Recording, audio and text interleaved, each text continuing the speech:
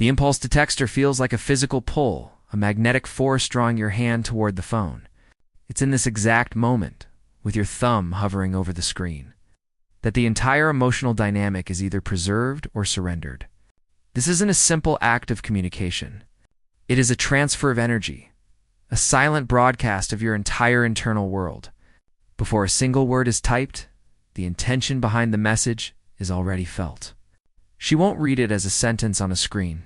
She will feel it as a wave of your current emotional state. If your heart is pounding against your ribs, if you've typed 3 different openings only to delete them, if you are already imagining her response and the relief it might bring, then you are not operating from a place of strength. You are operating from a place of lack. This longing is a scent on the digital wind, and she, on an instinctual level, will catch it instantly.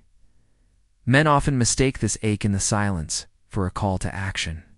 The quiet feels heavy, oppressive, and the mind begins its treacherous work. It replays the good moments, the laughter, the intimacy, constructing a narrative that she must be feeling this same void, that she must be missing you too. This is a fantasy designed to soothe your own anxiety. The brutal truth is that reaching out to bridge a silence that hurts you is not an act of connection. It is an act of emotional surrender. You are confirming her unspoken assumption that your stability was conditional upon her attention. You are teaching her that your self-control was a temporary performance, not a deeply integrated part of your character. The moment she learns this lesson, respect begins to evaporate. A woman's attraction is not sparked by a man who needs her to feel complete. It is ignited by a man who is complete unto himself and chooses to share that wholeness with her. The core question you must confront with ruthless honesty is a simple one. Why? Why are you reaching out? Is it because you have something genuine, valuable, or lighthearted to share? Or is it a covert plea for reassurance, a test to see if she still cares, an attempt to soothe the discomfort of not knowing where you stand? 99 times out of 100, it is the latter. You are not seeking a conversation. You are seeking a fix. You are using her potential response as a drug to numb your own uncertainty. This is the fundamental error. The moment you seek validation from outside yourself, you hand over the reins of your emotional state. You make her the arbiter of your worth, the regulator of your mood. You put her back in the driver's seat of your soul. And the more power you voluntarily hand her, the less magnetic you become. This is because women are not attracted to the chase. They are attracted to the prize. When you chase from a place of need, you announce that you are not the prize, but a beggar seeking approval. The man who can sit in the discomfort of silence, who can hold the tension without rushing to resolve it with a poorly timed text, demonstrates a formidable inner strength.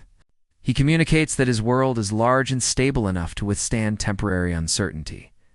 He does not need to manage her emotions or his own through constant contact. This is not about playing games or being cold. It is about possessing a fundamental understanding of your own value. Your peace is not something she gives you. It is something you own and protect. Texting from this place of anxiety might offer a fleeting sense of relief, a temporary numbing of the pain, but it is a poison pill. It deepens the wound by inviting rejection, indifference, or worse, pity. Every message sent from weakness depletes your power, while every moment of conscious restraint builds it, compounding like interest in the bank of your character. The choice in this moment isn't about getting her back. It's about whether you choose temporary relief or permanent respect. That single decision will echo through the rest of your story. The decision not to text is not an ending. It is the beginning of a far more potent strategy. In that conscious choice to hold back, you are not being passive. You are activating the most powerful force in the dynamics of human attraction, intentional silence. This is not the silence of punishment or sulking, which is heavy and bitter. This is the silence of self-possession. It is a calm, deliberate, and grounded decision to protect your energy and allow reality to settle. When you stop filling the space with your words, your anxiety, and your need for resolution, you create a vacuum. Nature abhors a vacuum, and so does the human psyche. That emptiness must be filled, and in the absence of your noise, it will be filled with her thoughts. This is the mirror you hold up without saying a word. Your sudden, unexplained quiet is not a void of nothingness. It is a space full of answers. It forces her, perhaps for the first time, to sit with the consequences of the dynamic she helped create. When you were constantly communicating, she could take your presence, your attention, and your emotional investment for granted. It became background noise. Now, with the silence, the music has stopped. The contrast is jarring. She is left alone with the echo of her own actions, and in that quiet, she begins to hear the truth. She starts to remember the stability you offered, the calm you provided, the safety she felt. Your absence becomes a teacher, illustrating your value in a way your presence never could. For you, this period of restraint is an emotional detox. It is the process of breaking a destructive addiction to external validation. Every time the urge to text arises, and you consciously choose not to, you are doing a rep of a psychological workout. You are strengthening your emotional resilience.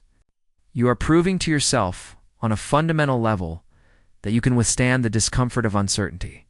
You do not need her response to feel okay. You do not need her attention to feel valuable. This is the process of reclaiming your sovereignty.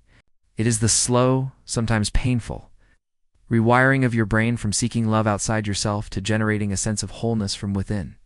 You begin to see that your previous overcommunication was not about sharing your world, but about trying to manage hers. You were trying to control her perception of you, to ensure she still cared, to maintain a connection that you feared was fragile.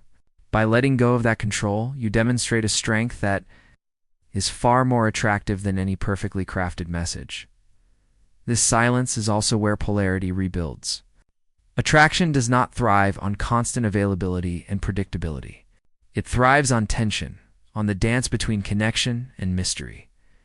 The modern man, conditioned to be overly accommodating and transparent, often kills this spark. He texts "good morning" and "good night" like clockwork, believing he is being a good partner, unaware that he is removing any sense of challenge or uncertainty. He becomes an open book that she no longer feels the need to read. But when you step back, you reintroduce that essential element of the unknown. You become a book she can no longer access, and suddenly, she wonders what she's missing.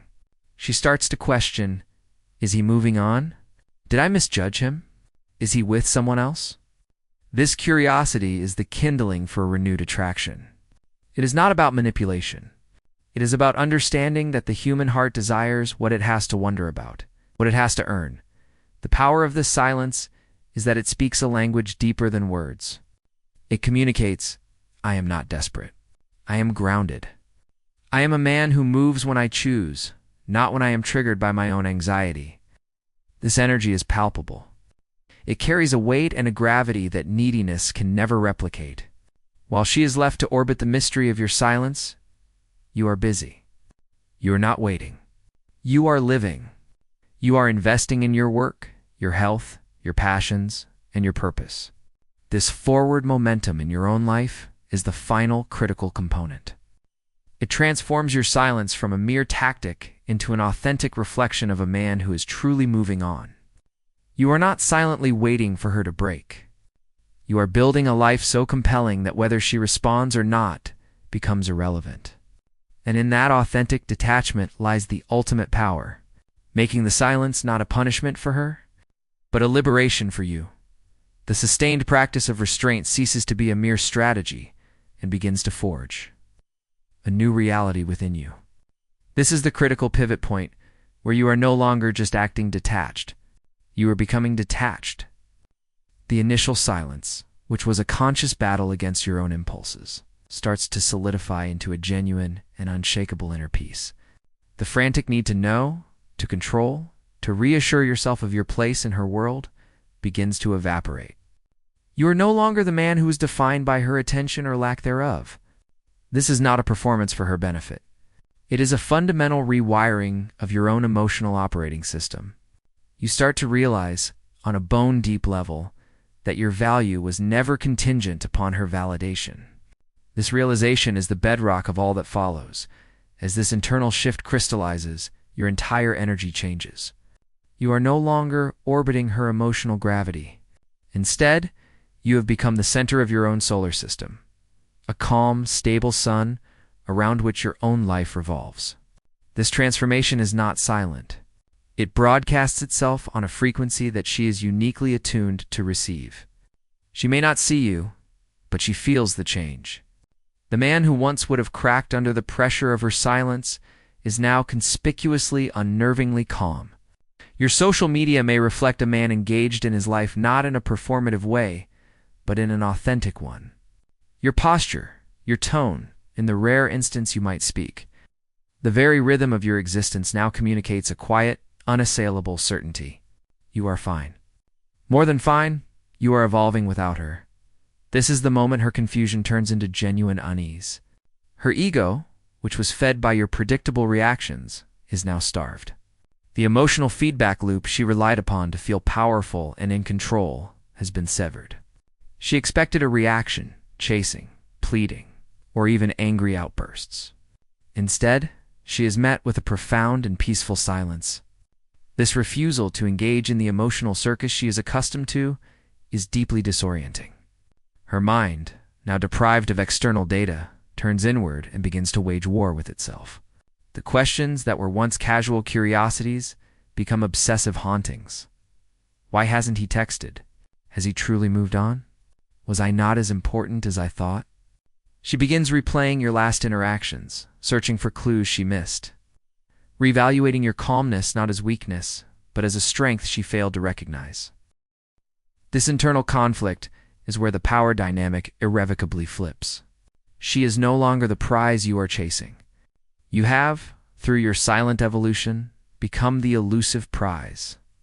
Your detachment becomes a mirror, and for the first time she is forced to see her own reflection clearly. It shows her every moment she took you for granted. Every time she dismissed your efforts, every game she played thinking she held all the cards. The fantasy of her own control begins to crumble under the weight of this stark self-confrontation. She starts to understand that your silence isn't a tactic to win her back. It is the natural consequence of a man who has finally accepted what is, and has chosen to protect his own peace. The tragedy for her, and the liberation for you, is that she begins to miss not just you, but the version of herself that she was in your presence. With you, she could be soft, vulnerable, and feminine because your grounded masculine energy provided a container for her emotions. Without it, she is thrust back into her own chaos, surrounded by men who may offer excitement but cannot provide the stability she now, perhaps subconsciously, craves. You have become the standard against which all others are measured, and they will all fall short. While she is trapped in this cycle of overthinking and regret, you are experiencing the ultimate freedom, the freedom from needing a specific outcome.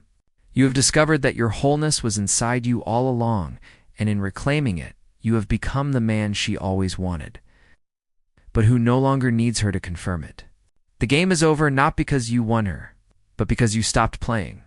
As the weeks stretch into months, the temporary confusion and curiosity she felt solidify into a permanent, grinding realization.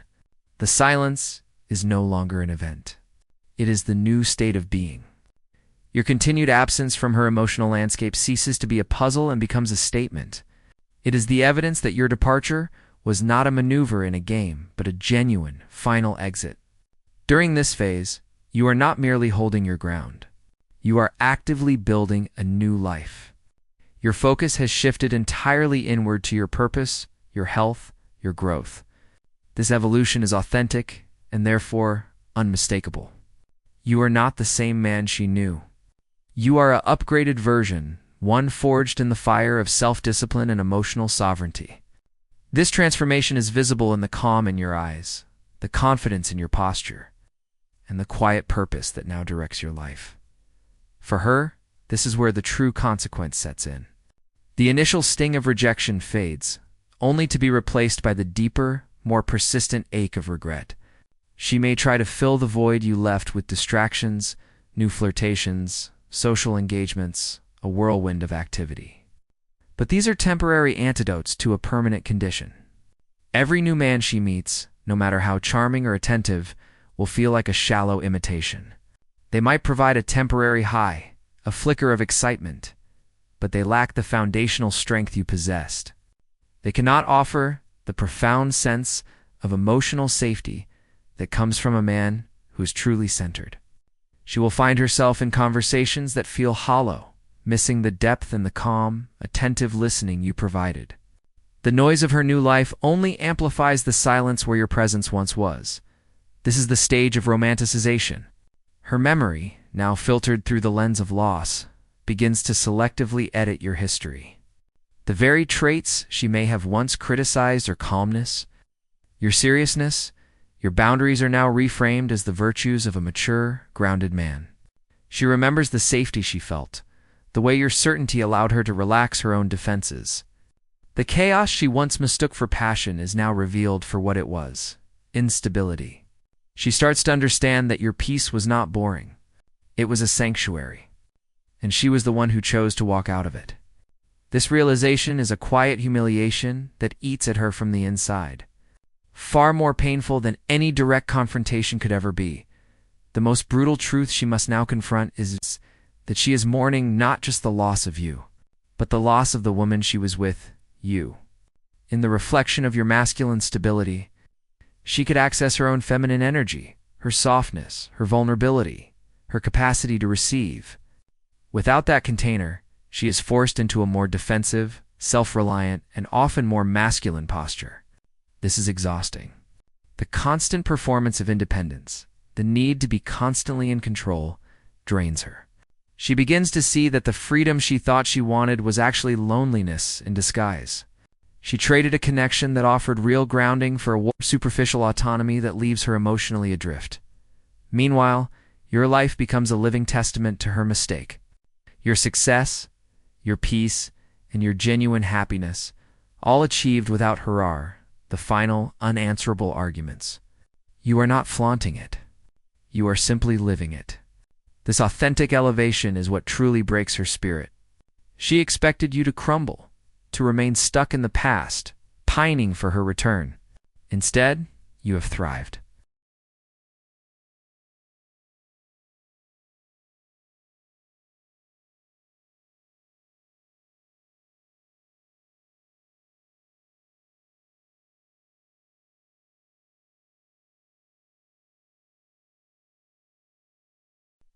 You have become the prize, and she is now on the outside looking in, realizing she disqualified herself. The power dynamic has not merely shifted. It has been permanently inverted. You hold all the power, not because you took it from her, but because you built your own from the ground up, and it is a fortress she can no longer access. The consequence of her actions is no longer your pain, but her own irreversible clarity. The final chapter is not marked by a dramatic reunion or a climactic confrontation. It is not defined by her surrender or your victory over her. Instead, it arrives with a quiet, profound, and irreversible sense of peace that has woven itself into the very fabric of your being. This is the silent victory.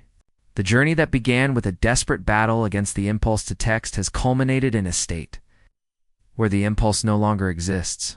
You have not just mastered the strategy of silence, you have mastered the self that was once vulnerable to that desperation.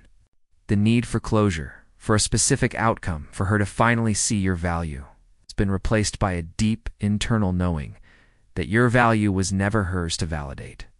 This is the ultimate liberation. This peace is not indifference born of bitterness. It is a state of wholeness born of self-reclamation. You look back on the man you were, the one with the racing heart, the deleted drafts, anxious hope, not with self-judgment, but with a sense of distant compassion. He was a student in a necessary lesson. That lesson was that you were giving away your power, piece by piece, in exchange for fleeting crumbs of external validation. Now, you guard your energy as your most sacred resource. You understand that your attention is the greatest currency you possess, and you invest it only in what returns peace to your spirit. The chaos she represented, the emotional turbulence you once mistook for passion, now feels like a foreign language you no longer speak or care to understand. Your entire presence in the world has shifted. You carry a calm authority that is neither demanded nor announced. It is simply embodied. You walk through life with the quiet confidence of a man who knows he can withstand. Emotional storms because he has become his own anchor. This energy is magnetic. It draws people, opportunities, and respect without you having to chase or convince. You discover that true strength is not loud or aggressive. It is the quiet certainty of a tree with deep roots, unshaken by the passing winds of others' opinions or affections. In this state, you stop attracting drama and begin attracting depth. You are no longer a reactive creature, tossed about by every emotional wave. You have become the observer, the calm at the center of the storm.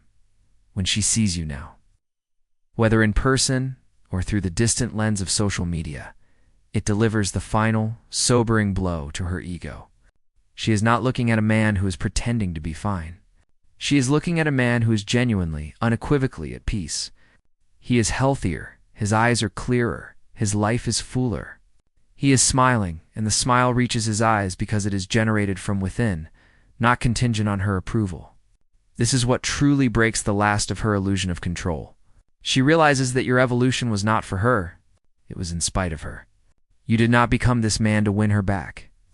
You became this man because you moved on from the version of your life that included her. The most painful truth for her to absorb is that your happiness is now completely independent of her existence. The story ends, not with a closed loop, but with an open horizon. You have no desire for revenge, no lingering bitterness. You feel a neutral gratitude for the lesson she represented. She was the catalyst that forced you to confront your own neediness and to build an internal foundation so solid that no external event can threaten your core peace again. You have learned that the highest form of power is not control over others, but absolute sovereignty over your own inner state.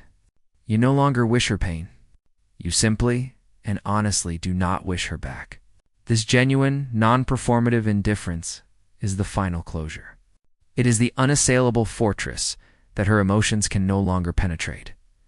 In the end, the silent victory is this: you have traded the exhausting pursuit of a love. It made you forget your worth for the profound peace of a self-love that reminds you of it every single day. You sought her validation and found only anxiety. You sought your own center and found everything. The world and every relationship that enters it from this point forward is met with this new, unshakable standard. You are no longer a participant in emotional games. You are the curator of your own peace. And that is a victory that resonates in every silent, contented moment of the rest of your life.